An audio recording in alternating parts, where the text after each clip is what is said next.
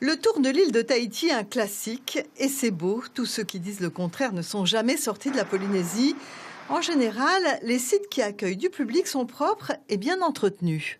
Mes clientes, oh non, ils sont ravis quoi. Je ne trouve pas que c'est sale, pas les sites. Ils sont bien entretenus, ils sont bien quand même.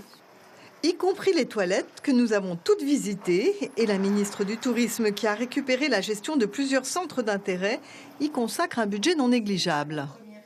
Ce sont effectivement des budgets, des ressources humaines à mobiliser et nous faisons appel pour l'entretien de nos sites à des prestataires qui souvent sont localisés dans la commune qui accueille ces sites.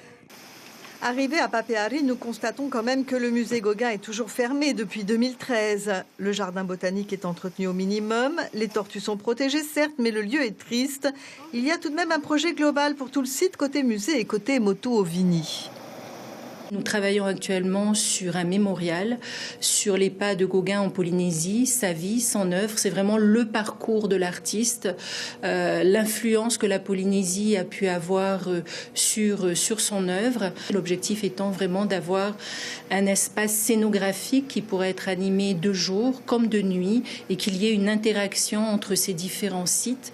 Et là, c'est un projet important puisque, pour être très franche, nous tablons sur une ouverture du musée, enfin en tout cas de ce mémorial Gauguin, à horizon fin 2019, voire début 2020. Mais ne parlons pas, mais un peu quand même, de l'héliport construit en 2003 et qui n'a jamais servi.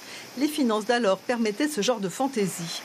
Autre lieu à l'abandon, les Trois Cascades, mais là c'est Dame Nature qui a tout cassé. 20 éboulements en 3 ans et de terribles inondations, mais les travaux de reconstruction débutent. Nous démarrons le premier bassin, c'est-à-dire la première cascade va être accessible début septembre. Nous sommes en train de finaliser, mais il est vraiment important que nous puissions proposer à nos visiteurs des sites sécurisés. Les 2 autres cascades risquent d'être encore inaccessibles assez longtemps. Bref, ça avance, mais jamais assez vite.